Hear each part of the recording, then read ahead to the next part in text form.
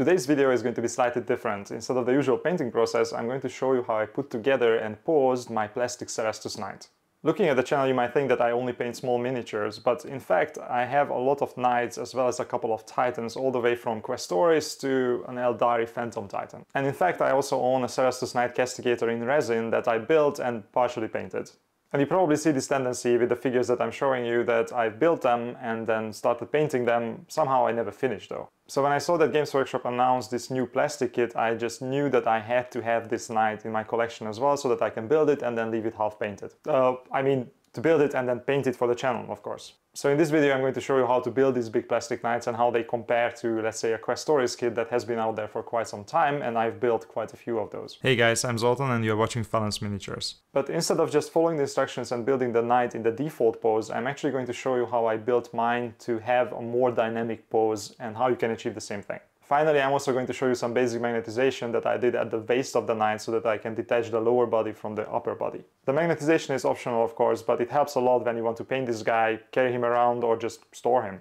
So let's get building. So let's start the building process, and I will be mostly following the instructions, but there is going to be one big difference, especially in the beginning. And the reason for the change is because the knight comes with a default pose out of the box. So if you follow every step and do exactly as the instructions say, you are going to end up with the exact same pose that everybody else is going to have as well. And of course there is nothing wrong with that, and it makes the building process much easier if you do that, but I wanted to have something a little bit more different. And the difference is that in the instructions you are told to build one half of the leg and then another half and then repeat the process on the other leg. But if you do this, you are not going to be able to pose the legs at all because they're going to be glued together. So what I did instead is that I removed from the sprue all the pieces for the legs, every single piece for both legs. And what this is going to allow me to do is that I can then move all the joints separately without gluing them together for both legs, try out different poses, see how they fit, and then glue them once I'm completely confident that everything is fine. And on top of the legs, I also did the same thing with the hip assembly. The only other change I needed to do here is also to remove the small pegs that are holding the joints in the default position. These are actually highlighted in the manual as well, and the manual suggests to cut them if you want to pose the knight. But I'm jumping ahead of myself a little bit here. Having this many different pieces on the board actually allows me to talk a little bit about the cleaning process. And cleaning these knights and big plastic kits in general is usually easy and difficult at the same time. Easy because there are not a lot of mold lines actually compared to how big the figure is, and especially not in places where it would be a problem. But difficult because there is just so much to be cleaned and removed. So my usual process looks something like this. I cut out all the pieces that are necessary for the next step. I remove all of those pieces from the sprue, cutting the pieces in a way that I leave a little bit of sprue on the piece so that I don't cut exactly to the surface of the piece. If I did that, there is a chance that I might strain the plastic and it would leave behind a little indentation or a rough surface. Then when I have all the pieces necessary for that step on the board and off the sprue, I switch to my hobby knife and I remove all the little chunks, first of all, that remain from the sprue. Just be careful at this part because this is where you can actually cut yourself. So when you can, just try to cut away from yourself rather than towards you. But to be perfectly honest, I usually do it the opposite way. I actually cut towards my thumb because I can be way more precise like that, and I did this so much that I know what I can get away with, and I haven't actually cut myself in a very long time, and I hope it stays that way. But once I'm done with removing all the little chunks, the only thing remaining is to remove all the mold lines. And I know this is going to be controversial, but I don't actually use anything other than a knife for this. I simply turn the knife around and use the side without the edge to scrape away the mold line and then also to smooth out the surface. In my experience, this is usually good enough and you don't actually need sanding paper or a file or something like that, because if I did that, it would take ages on a kit like this. Alright, so we have all the leg pieces already cut out and cleaned, and we also have the hip assembly already built. So technically we are ready to start building and posing the knight fully. But before I started posing it, there was one more thing that I did that will make my life hopefully much easier later down the road. I magnetized the hip joint so that I can remove the top half of the knight, which will allow me to paint it easier, prime it easier, and just carry it around easier as well. I know that it looks a little bit scary because you will actually have to cut into your knight a little bit and modify it, but I think it's actually worth it for just the convenience that it provides. Before you start the magnetization, just be aware that this is already part of the pose as well. So if you want the knight to lean forward or to the side, then this is also something you have to factor into how you apply the magnet. To make the magnet fit, I first had to remove the cupola of the joint from the hip joint. I used a simple hobby saw to do this, and you can actually do this with the knife as well, but I wouldn't advise it because unless you really are very good with it, you are going to mess up the model way more than you would with the saw. Then, once the cupola was removed, I simply took the same piece and flipped it around, putting it into the joint so that it provides some support for the magnet so that it doesn't sit on just empty space. I needed to trim the cupola as well as the hole around it a little bit to make it fit, but it wasn't a big deal. And once it was attached, I switched over to superglue and I superglued the two magnets on top of the hip joint. This is actually a 15 by 3 mm magnet, so it's fairly large and it's probably oversized for something like this, but it is better to go bigger with the magnets than smaller in my experience. But obviously you need another magnet that will attach to this one, and that should go on top of the hip joint. The reason also why I chose this magnet is because it fits perfectly flush into the waist joint of the knight. Alternatively, you could also use a 2 mm magnet as well, of course, but I didn't have one lying around, so I just glued two 1 mm ones together. Seeing how strong those magnets are, I think I could have gotten away with just a single one, but I just wanted to make sure that they attach really firmly. I roughed up the surface of the inside of the waist joint where the magnet would go a little bit so that the glue has something to adhere to. And here's a very important piece of advice. Make sure that you test the polarity of the magnets before you glue them in, because if you do it the wrong way and you have a 50-50 chance, you might make it so that instead of attracting each other, they would repel each other. And of course, this has definitely never happened to me. So test it twice or 3 times, but make sure that you have the attracting sides facing out. Alright, we have all the preparations done and it's time to do some legwork. Before I started putting together the legs, I already had a pretty good idea about the pose I wanted to do. When I was building my first Cerastus Knight, the one in resin, my objective basically was that I wanted it to be as tall and imposing as possible, and especially I wanted it to be taller than my Questoris Knights. But this time I wanted to go for a less static pose, and I didn't care if the knight was a little bit less tall because of it.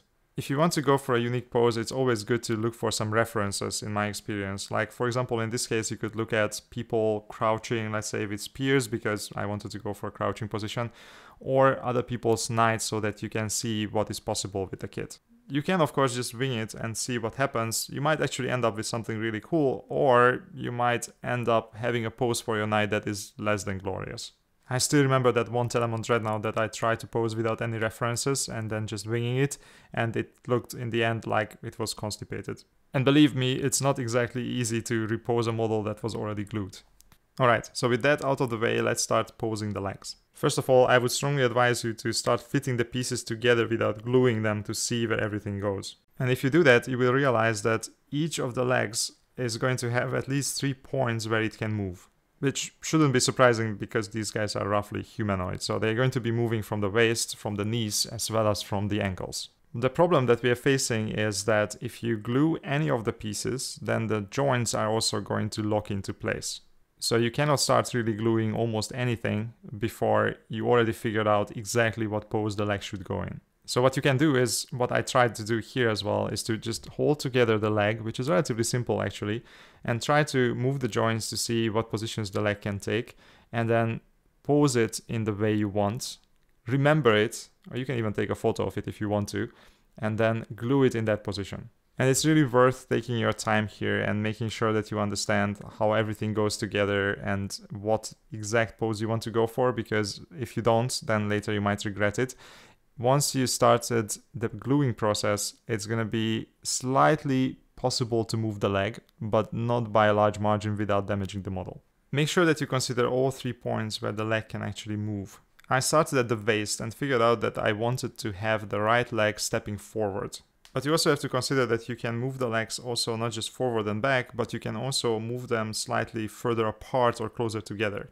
For example, in my case, I should have probably placed the legs in a slightly wider stance and it would have been better. Once you figured out the hips, you can move on to the knee joints. These are slightly easier because they only move in one direction, forward or back, and you cannot actually move them to the side. Finally, there is also the ankle joint where you can join the legs and the feet together, and these can move in any direction. Here it's an important consideration whether you want the knight to be pinned to the base or it needs to support its own weight so that it can just stand without any support. In my case, I wanted to make sure that the knight can actually stand on its own, and therefore I needed to figure out how I want to deal with this stepping forward position.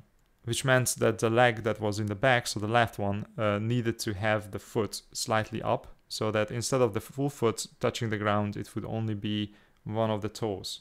Once I had this mental image of the pose fixed in my head, I decided to start gluing everything together relatively fast, one leg at a time. Once I had both legs glued together, I also joined them together with the hip assembly. If you do this relatively fast like I did, then you will still have a little bit of a wiggle room to move the legs a little bit here and there. I haven't really talked about the actual gluing process because it's pretty straightforward. The only thing I would actually advise you to do is when you glue something big together, like for example the upper section of the legs. In my experience, it's a good thing to add a little bit more glue than necessary, and then it will squirt out a bit if you press the two pieces together firmly. And this might seem like a bad idea at first, but it actually helps us quite a bit. Because the stuff that is coming out of this seam, if you press it firmly together, is not just the glue, it's already matted plastic. And what this does is it fills the gap between the two sides, which otherwise we would have to fill with some kind of gap filler later on. And now we just have to wait until it dries, come back with a hobby knife with the side that doesn't have an edge, and then scrape it away, leaving a nice and even surface. Once I had everything, including the hip, the legs, and the feet assembled, I just needed to make sure that I attached the toes as well. In my case, this was actually really easy because the right foot is flat on the ground, so all the toes were also flat on the ground. But because the heel of the left foot was actually in the air, I needed to make sure that the front toe was supporting the full weight of the knight. So I assembled the left foot in a way that the front toe was flat on the ground and the other ones, the sides and the back one, would be kind of flipping down as if they were leaving the ground. But there is still a couple of things we need to do to have the legs fully assembled. And I have to admit that I was dreading this part, because what is left is the armor panels, and that's easy, but also the pistons that are holding up the legs, and of course, if it was a real knight, these would help it move. Plus a couple of cables here and there. So on the resin kit, these were really difficult to assemble, especially if you went for a more extreme pose. And because our leg position is very different from what originally was intended for the kit, I was a bit afraid that once again I would find it really difficult to stretch the pistons enough that they would fit our current position of the legs. But as it turned out, these fears were completely unfounded because whoever designed the kit was a freaking genius. I can imagine that you can come up with a position that is more extreme than what I went for, and that would stretch these things to the limit and maybe would not allow you to position the pistons or the cables, but I had zero issues with it. With that, I was done with the lower body of the knight, but I still needed to cut out all the armor panels. I went ahead and removed them from the sprue, cleaned them, and I also made the decision to go with the Chaos ones. But I did not glue them to the model, and I strongly encourage you to not do that, even though I usually don't like sub-assemblies. For these knights, you are going to find it much easier to paint them if you have the panels separate, and you will see how I'm going to still attach them just to see how it looks at the end. Building the body of the knight is as simple as following the instruction manual. And that sounds like something that should be just naturally so, right? But that's not actually the case. If you've built one of these Cerastus Knights in resin before, you know that this is a dangerous point in the build because you might find that some of the big pieces that make up the body don't fit because of some kind of warping of the resin. But this is not a resin kit, this is plastic and it goes together like a dream. And as you can see, we did our magnetization correctly and the knight fits together nicely and very strongly actually with these big magnets. Once I was done with this, I built the head and I was conscious of once again the pose and where I want the knight to look. In my case, it would be looking towards its right shoulder over the shield as it was defending against something. If you're not going for a specific pose, you can just leave the head without gluing it as well so that you can move it later, but I already knew what I was going for and I just wanted the knight to be stable and not moving around all the time when I'm painting it. With all that done, it was time to tackle the arms. With the Lancer, the left arm is basically one big spear-wielding mechanism. And technically, once again, you can build this in a way that the spear moves around and you can move it forward or back. But I decided to go with a specific pose with the spear being pulled back, ready to strike. Building and posing the spear is relatively easy, but what is really difficult to do is all the joints that you have as the upper and lower arm to attach to the shoulder of the knight, because they all move independently of each other and every single one of them is a factor into how you pose it. The saving grace here is that at least you can get away with just posing a single arm and you don't really need the other one as long as you know what you want to do with it, because you don't have to balance the knight on two arms like you did with the two legs. So deviating from the instructions once again, I cut out and cleaned all the pieces of the left arm so that I can try them out exactly in what positions I would want to glue them together. I imagine that if you go for something like a default position here, it's much easier to achieve, but because I wanted to go for something way more extreme where the knight is pulling back the arm as far as it can go so that it can have a nice and solid stab, I was facing a little bit more of a problem. I spent quite a bit of time trying to figure out what exact positions I should move the joints in to achieve what I wanted to have. And just like with the legs, once I had a pretty good mental picture of how this should go, I simply put everything together and glued everything together. But here, unlike with the legs, I had way more wiggle room because you can move the joints around quite a bit even after gluing them for a while. And the end result is quite close to what I had in mind. He really looks like he's about to drive home that spear. The other arm was quite straightforward, except maybe the fingers on the huge power fist. There is nothing particularly complicated about them, it's just that you have a lot of choices how you want to position the fingers, and I actually here just went with the default one because I quite liked how it looked on the pictures. But despite the appearance that this is actually much easier than the other arm, I made a major mistake here that almost cost me the pose that I wanted to go for. So what happened was that I attached the shield and the arm together, and I went to then position all the different joints of the upper and the lower arm to achieve the position that I wanted. And I was way more confident doing this than with the other arm because, one, I already tried it on the other one, I knew how it works, and also because this was close to a default position where he's just holding the shield in front of him. The thing I did not take into consideration though is that the shield extends quite a bit above the arm, and I did not have the shoulder pauldrons specifically assembled on the knight. So I happily glued everything together and I was super happy with how it looked. But later when I attached the shoulder guards, I found that they actually, or at least the right one, actually blocks the shield a little bit. Fortunately, it wasn't anything major and I could force it into the right position, especially with moving the shoulder guard a little bit from where it's supposed to be, but it could have been much worse as well.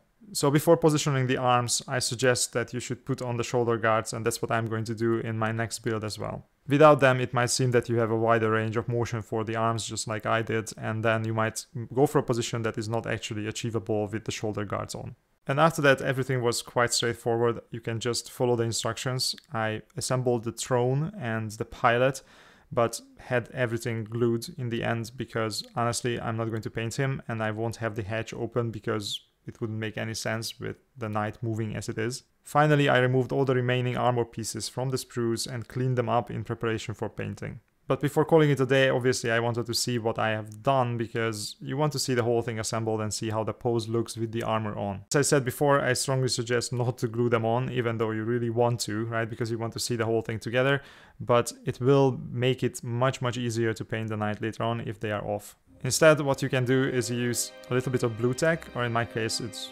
something that is actually white, but still called blue tack I suppose, and just attach them temporarily to the body. And the end result looks like this. I quite like the pose that I achieved. It's not exactly the way I imagined. In some ways it's better, in some ways it's worse, which is usually the case with this kind of stuff because I'm just kind of making it up as I go along. But overall, I think it looks really cool.